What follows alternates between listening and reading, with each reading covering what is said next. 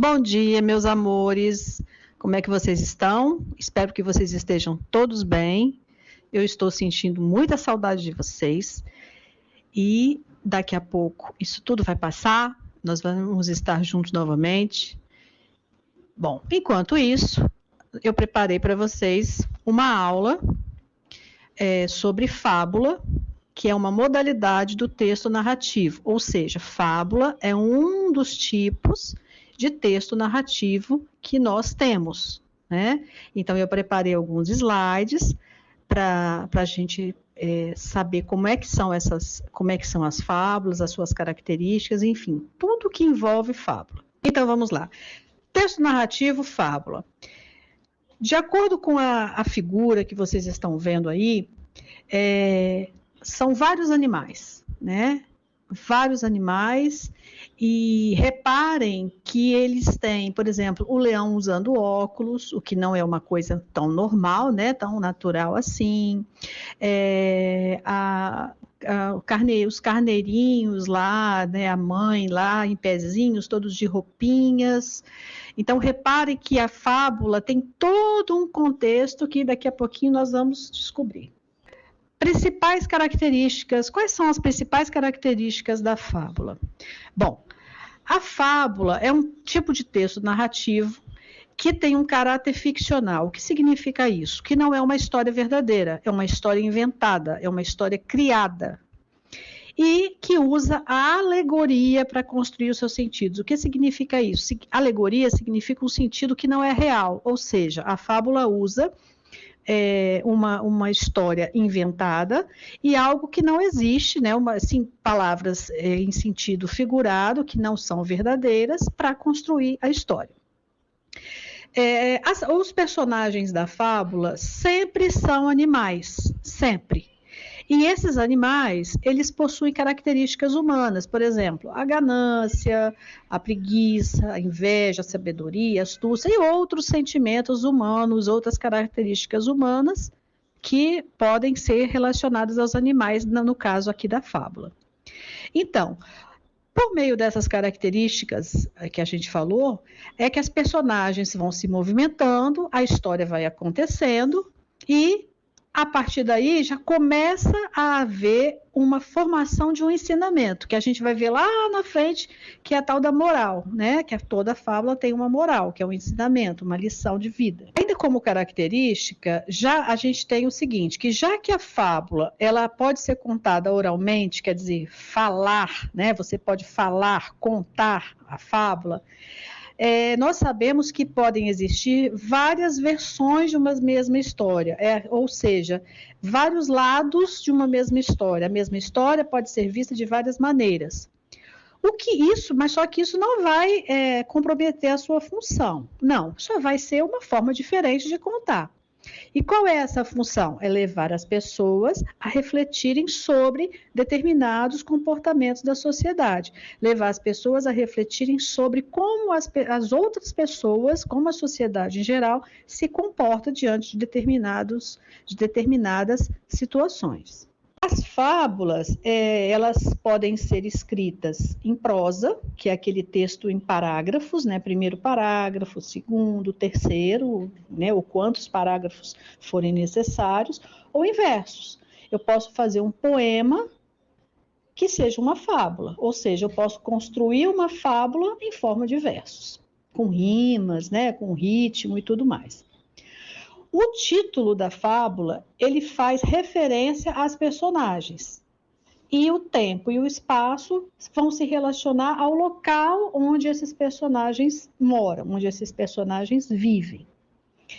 A linguagem da fábula é uma linguagem simples, uma linguagem objetiva, uma linguagem direta, é uma linguagem fácil de ser entendida. E, dentro dessa linguagem, pode haver diálogos. Normalmente existem diálogos. Na maioria das vezes existem diálogos com a presença do discurso direto. O discurso direto é exatamente isso, é a presença dos diálogos na fábula. Bom, como é a estrutura da fábula? Como é que a gente constrói a fábula? Como é que a gente escreve uma fábula? Bom, já que a fábula é um texto narrativo, é muito importante a gente se lembrar de que ela tem que ter uma estrutura que a gente já conhece, que é o começo, o meio e o fim. Essa estrutura nós já sabemos, nós já fazemos outros textos assim. Começo, meio e fim. Ou seja, no início, que é o começo do texto, nós apresentamos as personagens e a situação. Depois, vamos desenvolvendo o texto de forma que todas as personagens participem, né, dessa história dentro de uma determinada situação. No final, cria-se um final surpreendente. Normalmente é um final que ninguém espera. Por isso que, né, surpreendente. E esse final vai gerar uma reflexão nos leitores sobre um ensinamento, que é a moral, que é a lição de vida, que nós vamos tirar dessa fábula. E essa moral sempre vai aparecer no final do texto. Os temas das fábulas podem ser variados, né? E eles são ligados às características que os animais representam. Por exemplo, quando se pensa em leão, a gente pensa logo em força. Quando se pensa em coruja, pensa-se em sabedoria. Raposa é astúcia, né? Que é a questão de ser astúcia, de ser astuto, esperto. A lebre, por exemplo, o coelho, velocidade. Então, os temas sempre estarão relacionados a essas características dos animais que são os personagens da fábula. Os autores mais conhecidos são Esopo, Fedro e La Fontaine. E a eles são atribuídos as autorias dos textos mais famosos, as fábulas mais famosas. Então, as fábulas mais famosas, mais conhecidas, são desses 3 autores.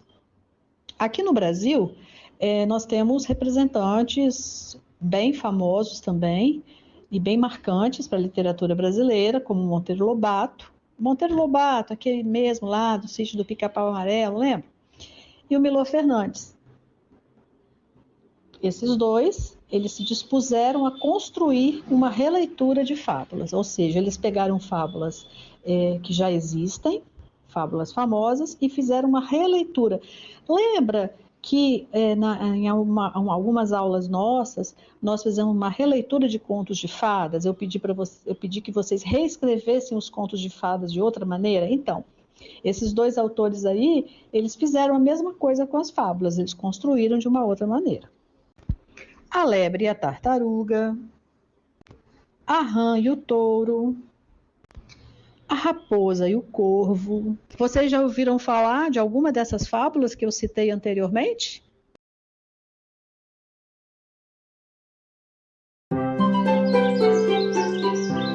Em uma floresta vivia um rato muito frágil. Ele tinha tanto medo da raposa, do lobo e até mesmo de si mesmo, que se o vento quebrasse um galho, ele se esconderia em um buraco. Por causa disso, todos os pequenos animais zombavam dele. Que assustado que ele está!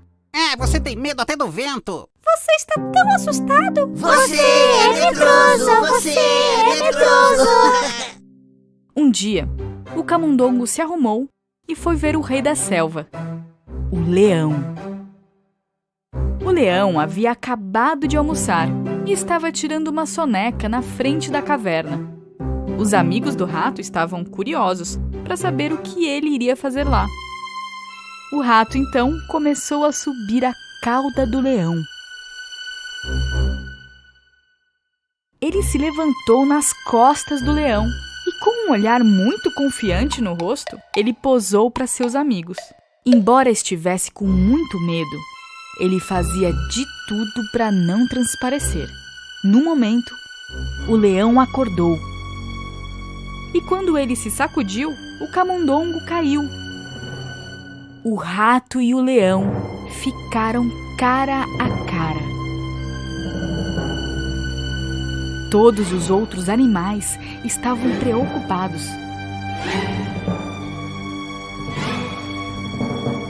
Ah, não! O leão vai engolir o rato!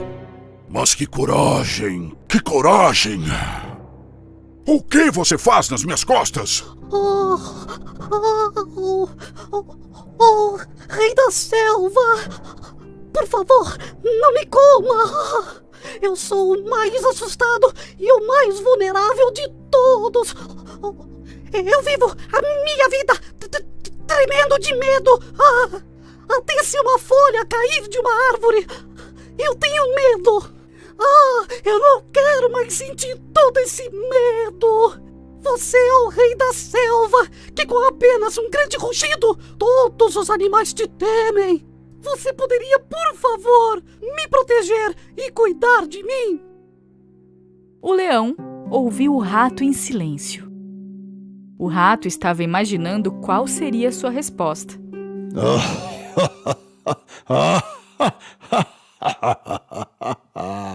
E por que eu deveria te ajudar? Me dê uma boa razão para que eu não queira comer você. Sua ajuda será recompensada, prometo! Talvez um dia eu ajudarei você! Assim que o rato terminou de falar, o leão deu um enorme rugido. Como um rato tão pequeno como você pode ser de alguma ajuda para mim? Mas vendo o pequeno rato tremer na frente dele, decidiu não comê-lo. Sorte sua eu não estar com fome. Agora, suma da minha frente! O rato correu e saiu de lá. Observando tudo o que estava acontecendo de longe, seus amigos ficaram realmente surpresos. Algum tempo se passou e o leão, com fome, começou a passear pela floresta. Mas ele não percebeu a armadilha dos caçadores e foi pego. Ficou pendurado no ar em uma grande rede. Ele tentou se libertar da rede, mas não conseguiu. E como era o rei da floresta, além de não querer pedir ajuda, se o fizesse, todos os caçadores ouviriam e viriam atrás dele. E então, não tendo opção, decidiu esperar. Enquanto isso, os outros animais que viviam na floresta perceberam o ocorrido. Mas ninguém poderia se aproximar dele.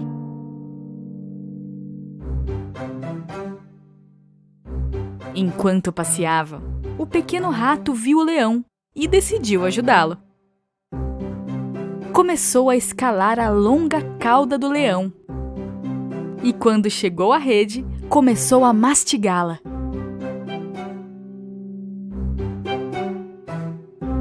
Naquele momento, o coelho veio correndo ao lado deles. Ei, amigo, cuidado! Os caçadores estão vindo! Os outros animais que estavam reunidos, de repente, começaram a correr quando ouviram a palavra caçador. Mas o rato continuou mastigando com persistência. No final, a rede foi rasgada e o leão caiu e se afastou. Vamos, pule nas minhas costas e vamos sair daqui. O rato saltou sobre o leão nas costas dele e fugiram de lá. Sem fôlego, o leão chegou na frente de sua caverna. Ele se ajoelhou e o camundongo saltou. Quando você me disse que um dia você poderia me ajudar, eu subestimei você. Eu pensei que você fosse um pequeno rato sem nenhum valor. Mas você salvou minha vida. Obrigado. Com todo prazer, meu rei. Você não precisa mais ter medo de mim. Na verdade, você não precisa temer mais nada, porque você é um rato muito corajoso. Se eu sou o rei da selva, de agora em diante, você é meu corajoso príncipe. Na próxima semana, nós vamos fazer um debate ao vivo. Para isso, vocês vão estudar o conteúdo de fábulas, vão prestar atenção. Se tiverem alguma dúvida, pesquisem, leiam alguma coisa, né? Busquem alguma coisa interessante. E preparem-se que na semana que vem nós vamos fazer um debate ao vivo sobre essa temática de hoje, tá bom? Eu vou avisar o dia e o horário, eu vou avisar pela plataforma, certo?